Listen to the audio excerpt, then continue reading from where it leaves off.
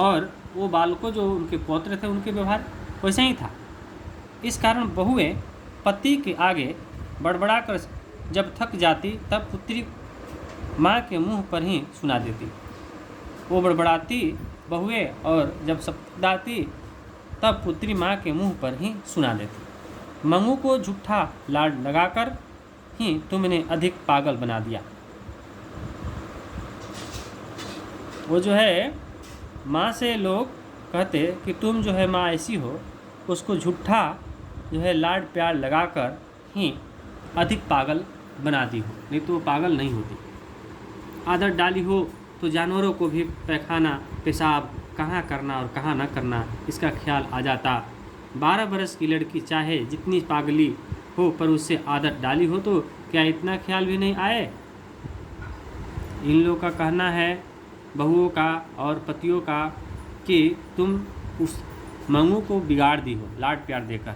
इतना बड़ी लड़की हो गई जिसका उम्र जो है 12 बरस हो गई, ये जो है मैंने लैट्रिन भी नहीं कर सकती है, पेशाब भी नहीं कर सकती है, और जो है पगली तुम बना कर रखी हो और तुम उसको समझाती नहीं। वह गूंगी है पर कुछ बहरी नहीं है कि हमारी बात सुन भी नहीं।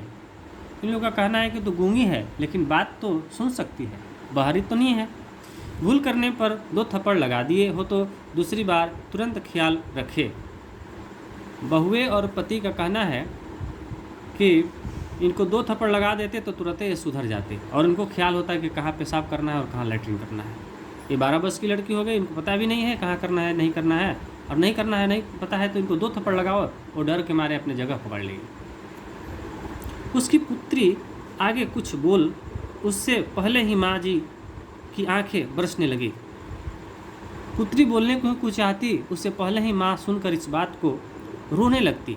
बरसने का मतलब आंखों से आंसू गिरने को हम बरसने कहते हैं। पुत्री का हृदय भी भर आया, माने पुत्री भी माँ को देखकर अंदर अंदर रोने लगती, परंतु कलेजा कठोर कर वह मन ही की बात निकाले बिना रह सकी। मन की बात को निकाले बिना रह जाती माँ। तुम समझती हो मंगू को लाड प्यार करके उसे सुखी बनाती हो, पर यह समझ लो कि तुम ही इसकी वास्तविक दुश्मन हो। उनके पुत्र कहते कि तुम इसको इतना लाड प्यार दी हो कि ये बिगड़ गई है, और यही तुम दुश्मनी हो कि इसको तुम बिगाड़ कर रखी हो। तुम इसके असली दुश्मन हो। यदि तुम नहीं करती इसका कार्य तो खुद अपने करती, लैट्रिन में थोड़ी रहती, पेशाब में थोड़ी रहती, ये कपड़ा बदल लेती। इन लोगों का कहना है, सोच है, लेकिन ऐसी कोई बात नहीं है। तुम कुछ हमेशा बैठी कर रहने की नहीं हो, भाभियों के पाले पड़ेगी तब नित्य उसके मल मूत्र धोने का झंझट कोई नहीं करेगा और वह दुखी हो जाएगी। छोटा पुत्र कहता है कि माँ तुम जानती नहीं हो, कोई भी ये कार्य नहीं करेगा। भाभी मैंने जान ही रहे हैं कि दोनों पतोहों की बात, ये जब आएंगे तो इनके पाले पड़ेंगे ना तो कोई नहीं इनका करेगा और ये झंझट ही मल मूत्र धोने का ख़त्म हो जाएगा। कुछ रुक कर वह धीमे स्वरे में बोली, कहावत है ये झूठी नहीं, पराई माँ ही कान छेदती है। ये कह रहे हैं लोग कि कहावत है कि दूसरी पराई माने दूसरी माँ ही कान छेदती है।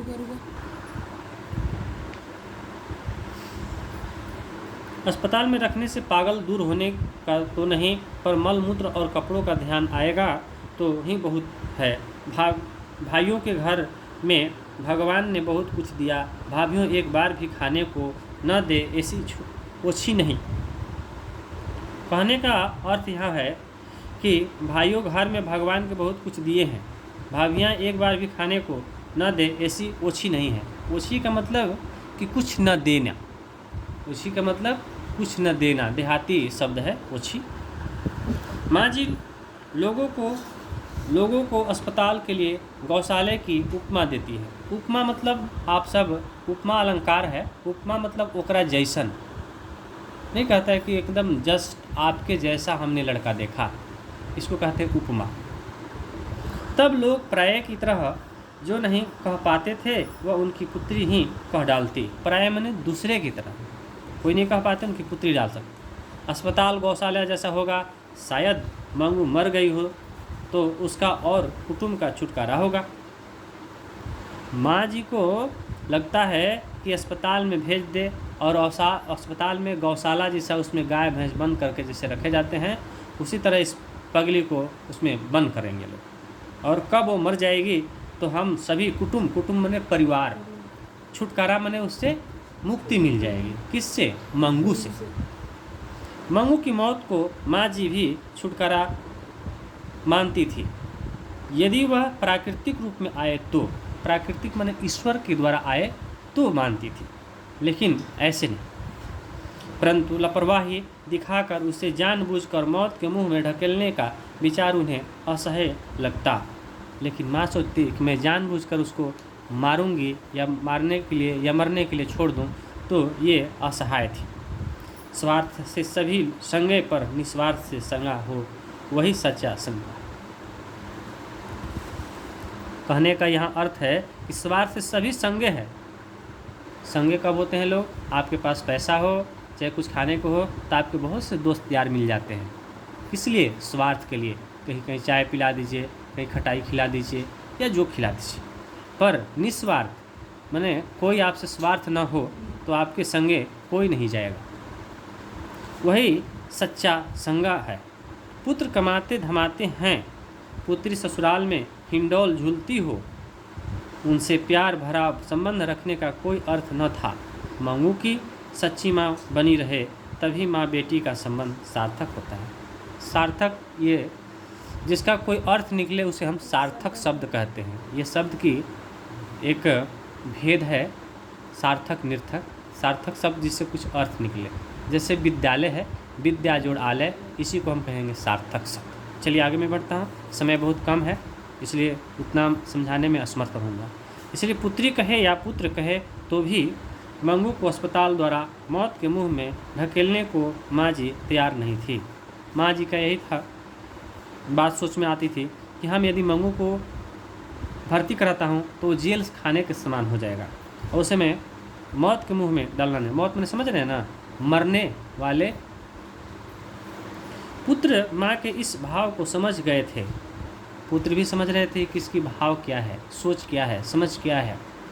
इसलिए वे कभी ऐसी बात करते ही नहीं थे। माँ के डरे वो लोग ऐसे बात नहीं करते थे, क्योंकि 3 गोरे निष्णात डॉक्टरों ने एकमत होकर निदान प्रकट किया था कि पागलपन मिटाना संभव नहीं है। 3 गोरे ने सलाह दिया था कि पागलपन मिटाना संभव नहीं हो नहीं सकता है। केवल एक विश्वास था कि किसी ट्रेंड और अनुभवी नर्स या डॉक्टर की देख रेख में उसे रखा जाए तो आदत के कारण शायद उसे शौच और कपड़े का ध्यान आ जाए। केवल एक विश्वास था कि ट्रेन अंग्रेजी शब्द है, ट्रेन माने उसका हिंदी होता है प्रशिक्षण, यानी प्रशिक्षित। अनुभवी माने बहुत दिनों का पुराना जानकार हो। नर्स माने समझ रहे अंग्रेजी शब्द है, दाई कह सकते हैं। डॉक्टर की देख रेख समझ रहे हैं, उसे रखा जाए तो आदत उसका कारण शायद, निश्चित नहीं है, शायद माने हो सकता है, नहीं हो सकता है। शौच माने जान रहे हैं, शौच माने शौचालय का मतलब पेशाब करना, लैट्रिन, ऐसे। कपड़ों का ध्यान आ जाए, परंतु ऐसी अवस्था घर के पास हो सके यह संभव नहीं था। यह तो व्यवस्था घर के पास नहीं था, इसलिए वे मौन थे। मौन का मतलब चुप। अगला है, फिर भी माँ जी ने अपनी श्रद्धा के अनुसार उपचार जारी रखे थे। दवा करने वाले बिना बुलाए घर आ पहुँचते। शिलाजीत बेचने वाले या हींग बेचने वाले मंगू को पागल जानकर वे दवा जानते हैं कि किसको ना ये जो है इसका फ़ायदा मिल जाए, किसी ने इसे अपना नाम बनवा लें। शिलाजीत बेचने वाले सब उनके घर आते थे, शायद हमारा दवा इनको। माँ जी जानती थी कि 1000 उपचार करे तब एक तो लग ही जाता। माँ जी का सोच है कि 1000 उपचार करने पर शायद एक उपचार लग जाए, मतलब 1000 दवा करेंगे तो एक दवा सेट कर जाएगा तो मेरी बेटी ठीक हो जाएगी। माँ का सोच था। इसलिए दूसरे की दृष्टि माने आँख में पागलपन जैसी बात भी वही गंभीरता से सुनती और श्रद्धा से उस पर अनुमल करती। श्रद्धा माने जानते हैं ना, मतलब अपने हृदय से, अपने शिक्षा से, अपने खुशी से। अमल माने उस पर ध्यान करती। किसी ज्योतिषी ने कहा था, ज्योतिषी माने जो हाथ देखते हैं उसे ज्योतिषी कहते हैं, भविष्य बताते हैं कि आने वाले अगहन का महीना इसके लिए श्रेष्ठ है। श्रेष्ठ माने महत्वपूर्ण है, इसीलिए संभव है वह ठीक हो जाए, हो सकता है। तभी से अगहन का महीना माँ जी के लिए आराध्य देव बन गया था। आराध्य माने पूज्य, देव माने देवता हो। अगहन के महीने में मंगू के 14 वर्ष पूरे हो जाते थे। अगहन के महीने में वो तो 12 वर्ष के थे, लेकिन इतने दिन में वो 14 वर्ष के पूरने वाले थे। इसीलिए कोई बुद्धिमान व्यक्ति जिस तरंग में नहीं चढ़ जाता, वैसे तरंग में माँ जी चढ़ जाती। 14वां पूरा होते होते तो मंगू की बड़ी बहन का विवाह कर दिया। उनकी मंगू की बड़ी बहन का विवाह हो चुकी थी, जो है 14वां पूर्ते। मंगू पागल ना होती तो आज इसका विवाह भी तय हो गया होता। यह अगहन के महीने में इसका पागलपन मिट जाए तो मरी का रूप तो ऐसा है कि कुर्तियाँ वर उसे देखने के साथ ही हाँ कह दे। ऐसी ये सुंदर मंगू है कि इसको देखकर वर तुरंत कह दे कि हाँ इस लड़की से मैं शादी करूँगा, इतनी लड़की सुंदर है। और जैसे सब कुछ ठीक हो गया हो, वैसे वह विवाह की योजना भी मन में बनाने लग जाती।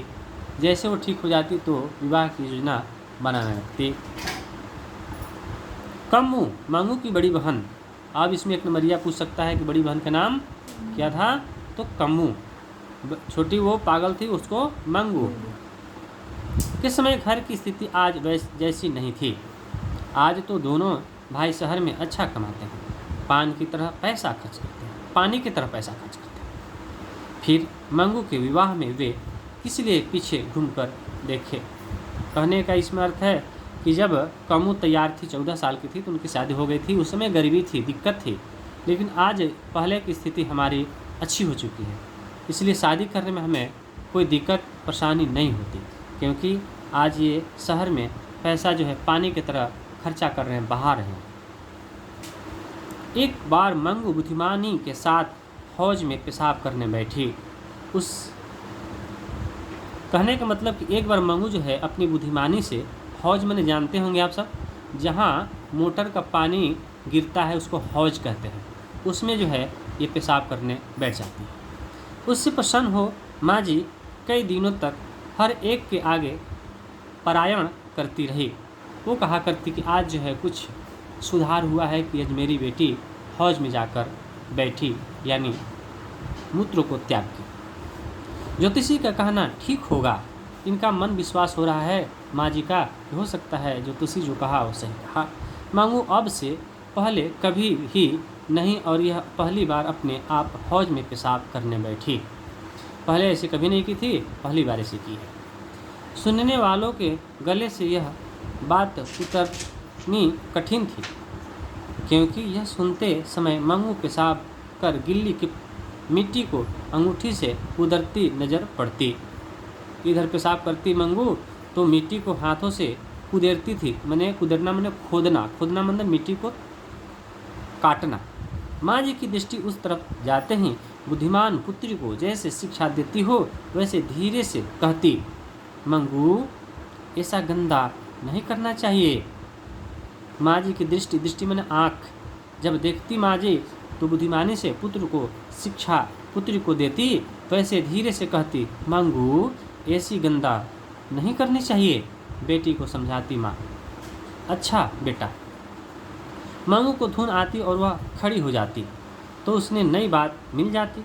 मैंने कहा तो समझकर बुद्धिमान की तरह खड़ी हो गई। वो बुद्धिमान की तरह जानकर खड़ी हो गई। इस प्रकार माँ जी का आशा भरा अगहन का महीना आया। आशा लेकर आया था अगहन का महीना। फिर मंगू अच्छी तो न हुई, पर शहर की कन्या विद्यालय में पढ़ती गांव की एक लड़की कुसुम पागल हो गई। अगहन आया लेकिन उनकी मंगू अच्छी तो नहीं हुई, लेकिन एक कन्या थी, यानी लड़की थी जो विद्यालय में पढ़ती थी गांव की, वो पागल हो गई, जिस लड़की का नाम था कुसुम। मंगू की तरह उसे भी टट्टी पेशाब का ध्यान न रहता। टट्टी मैंने समझ रहे, लैट्रिन पेशाब मैंने समझ रहे होंगे। माँ जी को इससे दुख तो हुआ, पर साथ साथ संतोष भी हुआ कि अच्छी भली लड़की पागल होते ही इस प्रकार विवेक हो बैठती है। विवेक का मतलब समझ ही नहीं होंगे, दिमाग। बुद्धि। तो जन्म से पागल मंगू बेचारी को ऐसा ख्याल न हो तो इसमें क्या आश्चर्य। अब माँ को संतोष होता है कि चलिए मेरी बेटी तो बचपन से पागल थी, लेकिन ये लड़की कन्या जो थी, बेटी जो थी, पढ़ती थी, फिर भी ये पागल हो गई, और जिसको पेशाब और टट्टी का भी ध्यान नहीं है, तो मेरी बेटी भी कोई ऐसी ज़्यादा पागल नहीं है। इससे संतोष होता था। कुसुम को दवाखाने में भर्ती करने का निश्चय हुआ। यह समाचार जानकर माँ जी को लगा कि उसकी माँ जीवित होती तो उसे अस्पताल में भर्ती न करने देती। माँ बिना सब कुछ सुना कहा जाता है, वह झूठे थोड़े ही है। कहा गया है कि माँ नहीं है तो कुछ नहीं है, वह जो है बात झूठी नहीं है। इसके साथ उनकी भी आंखें बंद हो जाने पर मंगू को भी उसके भाई दवाखाने में भर्ती कर आते हो वैसा दृश्य उन्हें कपा गया। इनका सोचना है कि यदि माँ नहीं होती तो इसको भी भर्ती लोग करा देते, मंगू को भी, लेकिन मैं माँ हूँ तो कैसे करने जाऊँ और इन लोग का भी जान छूट जाए। इतना ही अगले एपिसोड में।